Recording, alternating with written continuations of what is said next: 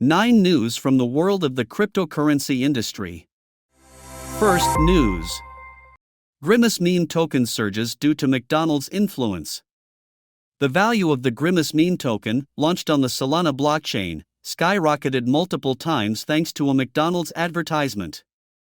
On August 21, journalists from Wu Blockchain reported that McDonald's Instagram account had been hacked. The perpetrator posted a fake message claiming the fast food chain had launched the Grimace cryptocurrency, and then wrote about this coin on behalf of McDonald's marketing director Guillaume Huillon, having gained unauthorized access to his account. Due to the promotion, members of the crypto community began actively purchasing Grimace tokens, causing their value to surge more than 60 times within just half an hour, with market capitalization reaching $20 million. However, the price quickly plummeted, and the circulating coin's value fell to $580,293. Hacker responsible for the scam mocked those who suffered losses due to the Grimace devaluation. On McDonald's Instagram page, he wrote that they had fallen victim to fraud and thanked them for the Solana tokens worth $700,000, which were apparently earned by the criminal through this scheme. The hacker included the flag of India in the message, suggesting that he might reside in or hail from that country. Second, news. Abu Dhabi proposes framework for fiat tokens. The financial regulator of Abu Dhabi plans to oversee fiat tokens, a type of stablecoin, in response to calls from stakeholders interested in their issuance. The regulator has invited public feedback on the proposed regulatory framework. The Abu Dhabi Global Markets Financial Services Regulatory Authority, FSRA, stated that issuers of fiat reference tokens, FRTs, would be subject to operational restrictions and requirements. FSRA proposed that the market value of reserve assets should at least equal the nominal value of all circulating FRTs at the end of each working day. FRTs should also be valued daily based on market value. The regulator also suggests that issuers of 2 or more FRTs maintain separate pools of reserve assets for each FRT and manage each pool independently. The FSRA set a deadline of October 3, 2024, for comments on the proposal. After receiving feedback, the FSRA will consider whether changes are needed to the proposed framework for FRTs before moving forward with its final implementation.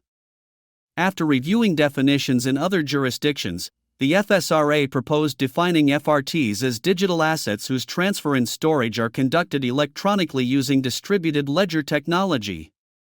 The ADGM also proposed that the value of FRTs be pegged to a fixed amount of a fiat currency and that holders be allowed to redeem FRTs for the equivalent amount of fiat currency from the issuer upon request.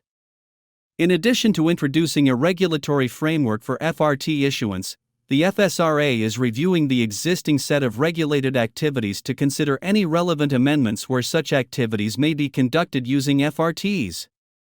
These proposed amendments will address the acceptance of tokens for services or investments and the storage or transfer of tokens for payment services. The proposal will be published in a separate consultation paper. The United Arab Emirates is increasingly being seen as a crypto-friendly destination and may become the next global crypto hub due to investor-friendly regulations. In May, the cryptocurrency options trading platform QCP Capital received preliminary approval to conduct regulated digital asset activities from ADGM, making it the first Singaporean crypto market maker and broker to obtain a preliminary license in the region.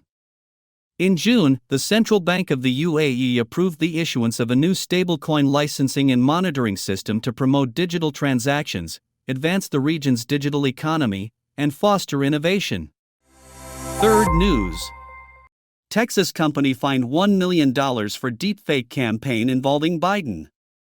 The Federal Communications Commission fined telecommunications company Lingo Telecom $1 million for using an AI-generated voice recording of U.S. President Joe Biden in robocalls to subscribers, as stated in a press release. According to the document, Lingo Telecom disseminated deepfakes to misinform U.S. citizens about the upcoming presidential elections, urging them to refrain from participating in the New Hampshire primaries. Under the terms of the agreement, the company will pay a $1 million fine and comply with what the FCC described as a historic compliance plan. This includes adhering to caller identification rules and know your customer and know your provider principles, allowing operators to verify traffic and ensure its authenticity to prevent fraud and deception. Everyone wants to know that the voice on the line is exactly who they claim to be. If AI is used, it should be clear to every consumer, the document notes. Assistant Attorney General Kristen Clark added that misleading citizens in person or through AI over the phone can be a real obstacle for voters seeking to cast their ballots for a candidate of their choice. Voters have a fundamental right to vote without facing illegal intimidation, coercion, and disinformation schemes, Clark stated. Fourth news. Singapore Bank launches blockchain solution to streamline government grant issuance. Singapore's largest bank, DBS Bank, has launched a pilot project to optimize the issuance of government grants using a blockchain solution, as reported by Blockhead, citing a statement from the bank. The pilot project has already enabled 27 organizations to receive grants through the blockchain-based platform, and the initiative was carried out in collaboration with Enterprise Singapore and the Singapore FinTech Association. By using smart contracts, the solution automates the grant issuance process, ensuring that funds are disbursed only to approved recipients and upon meeting certain conditions. This not only reduces the need for manual intervention but also enhances transparency and accountability, the bank said in the statement. DBS Bank representative Han Kuei Huang stated that this payment innovation will be extended to more use cases. It's worth noting that DBS Bank previously launched the DBS Treasury Tokens pilot project in partnership with Ant International. The initiative aims to streamline Ant International's settlements through blockchain and reduce transaction times from several days to seconds. Fifth news. BlackRock accumulates nearly 350,000 BTC. Asset manager BlackRock now holds nearly 350,000 BTC, placing the company among the top 3 largest Bitcoin holders, surpassed only by Satoshi Nakamoto and Binance. BlackRock continues to maintain its status as a key player in the cryptocurrency market. BlackRock's entry into the Bitcoin market marked a significant milestone for the entire industry, even though the asset manager's CEO, Larry Fink, once called cryptocurrency a speculative and potentially dangerous asset. Over the years, his stance has drastically changed, and now Fink considers Bitcoin an international asset with transformative potential for the financial market. BlackRock's flagship product, the iShares Bitcoin Trust, is a key component of the company's strategy for integrating into the Bitcoin market. The spot exchange-traded fund, ETF, based on BTC was launched in January this year and quickly gained popularity among institutional investors. In 7 months, BlackRock accumulated 350,000 BTC. More Bitcoins are held only by the anonymous cryptocurrency creator Satoshi Nakamoto and the world's largest crypto exchange Binance, which collectively hold 550,000 BTC. I didn't know that American ETFs are on track to surpass Satoshi in terms of the number of Bitcoins held. BlackRock is already in 3rd place and could reach first by the end of next year, likely staying there for a very long time, noted senior ETF analyst at Bloomberg, Eric Balchunas. Just a few months ago, the balance of power in the ETF market was quite different. Grayscale led in the number of Bitcoins under management. However, the situation has since changed. Investors continue to withdraw funds from the Grayscale Bitcoin Trust due to the fund's high fees of 2.5%, while other issuers offer an average of 0.25%. BlackRock's growing presence in the cryptocurrency industry opens doors for other traditional financial sector players to enter the market. Recently, giants such as Capula Management, Goldman Sachs, DRW Capital, and several investment and pension funds reported purchases of IBIT shares. ETFs have played a significant role in the recognition of cryptocurrencies as a full-fledged asset class. However, opinions within the crypto community are divided on this issue, with many believing that the involvement of large financial institutions threatens Bitcoin's decentralization. 6th news. NBA player Butler and BitBoy to pay Binance clients $340,000. NBA star Jimmy Butler and blogger Ben Armstrong, known by the pseudonym BitBoy, will pay Binance cryptocurrency exchange clients $340,000. In March last year, law firms Moskowitz Law Firm and Boy Schiller Flexner, representing 3 Binance users, filed a lawsuit in a Florida court against Butler and Armstrong. They were accused of promoting Binance, which allegedly sold unregistered securities in the U.S., such as the exchange's native digital asset, BNB. The plaintiffs sought $1 billion from Jimmy and Ben as compensation for losses incurred by users as a result of using Binance, which the defendants promoted. However, the traders recently decided to settle the conflict and reached an agreement with the athlete and blogger, according to which Butler will pay them $300,000 and Armstrong $40,000. However, the case concerning Binance promotion is not closed. Managing partner of Moskowitz law firm, Adam Moskowitz, stated his intention to hold all individuals who promoted the exchange in the U.S. accountable. Furthermore, he wants to penalize the trading platform itself for selling unregistered securities. Among the defendants are also former Binance CEO Changpeng Zhao, the American platform Binance.us, and stablecoin issuer Paxos Trust Company, which issued the Binance USD coins that the defense deemed securities. 7th News. Shiba Inu developers release beta version of Shiba Eternity game. Developers of the Shiba Inu meme token have released the beta version of the Shiba Eternity game based on the Web3 concept. Shiba Inu's head of marketing, Lucy, stated that Shiba Eternity is a significantly updated version of the Shiba Eternity card game for mobile devices, running on the Shibarium second layer Ethereum blockchain network. The list of innovations includes 15-day tournaments with valuable rewards, elite competitions where the top 25 gamers compete for exclusive prizes, improved quest system, game menu, tutorial, and software performance. Starting August 21st, Doge Killer token stackers can participate in the closed beta testing of Shiba Eternity. On September 5th, the game's testing will be open to NFT holders dedicated to the Shiba Inu universe. The date for the open beta testing has not yet been announced. As in the original Shiba Eternity, the Web3 version of the game will invite gamers to build a deck of cards consisting of fighters, spells, and various types of weapons to defeat opponents in competitions. In addition to the existing cards in the game, 2 new cards will be introduced, one of which deals damage to opponents, while the other increases the attack power of an ally but injures them. 8th News. What's the difference between USDT and USDC? Stablecoins have captured a significant share of the cryptocurrency market. The most popular are USDT and USDC. Both of these stablecoins are suitable for short-term transactions. However, if they are used for long-term storage, it is important to understand the differences and consider the nuances. Features of USDT and USDC. Stablecoins are a class of cryptocurrencies characterized by low volatility relative to a base asset. The most widespread stablecoins are those whose value is pegged to the US dollar.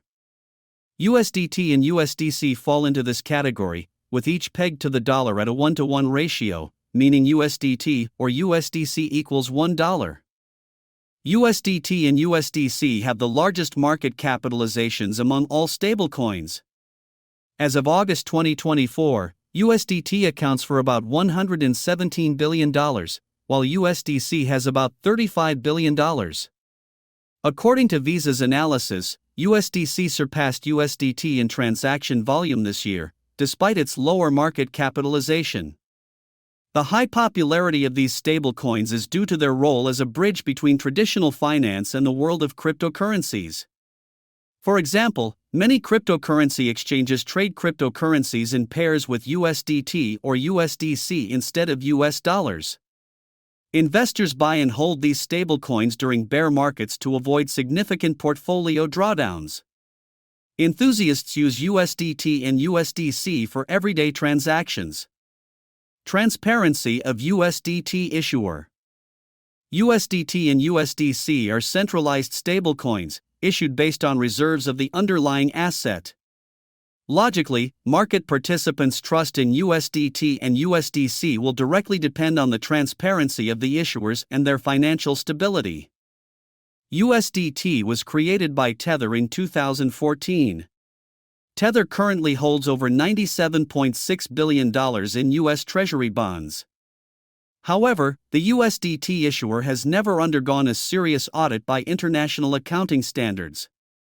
According to recent statements by the company's CEO, Paulo Ardoino, Big Four audit firms, Deloitte, PwC, EY, and KPMG, are simply afraid to work with Tether, fearing damage to their reputation. Due to the lack of transparency and authoritative verification of financial reserves, Tether's activities are sometimes criticized. However, this does not mean that audits are not conducted at all. The company occasionally undergoes independent security tests and other audits. USDC issuers reporting. USDC was launched in 2018 by Center Consortium, a joint venture between Circle and the cryptocurrency exchange Coinbase. Since last year, Circle has taken sole control of USDC. USDC has been subject to government regulation and oversight by U.S. supervisory agencies for 6 years. This control has strengthened trust among traditional investors and financial institutions. Additionally, Circle and Coinbase are large and transparent organizations that adhere to high standards in their operations. For example, Circle recently became the first company to obtain permission to conduct stablecoin operations in the European Union under the new MiCA regulation. Most of USDC reserves are held in the Circle Reserve Fund, a money market fund registered with the U.S. Securities and Exchange Commission under the so-called 207 class. The fund's portfolio is held at the Bank of New York Mellon and managed by investment company BlackRock. The fund contains short-term U.S. Treasury bonds, overnight U.S. Treasury bond repurchase agreements, and fiat money. The audit firm Deloitte, one of the Big Four, conducts monthly audits of USDC reserves. According to the latest report from the end of June 2024, $32.2 billion worth of USDC was in circulation, backed by reserves of nearly $32.3 billion. Additionally, the external auditor provides monthly confirmation that the value of reserves exceeds the amount of USDC in circulation. Blockchains used by USDT and USDC. USDT and USDC are issued on the blockchains of other cryptocurrencies. These stablecoins now support approximately the same number of networks. USDT was first issued on the Omni layer, a protocol built on top of the Bitcoin blockchain that allows developers to create their own tokens. Later, Tether launched USDT on the Ethereum blockchain, as well as on Tron, Solana, and other platforms. Recently, the company announced the launch of USDT on the Aptos blockchain. Supporting different networks and quickly adopting them has contributed to USDT's widespread adoption and high liquidity in the cryptocurrency market. USDC was initially launched on the Ethereum blockchain but is now supported by several other blockchain platforms, including Algorand, Solana, and Stellar.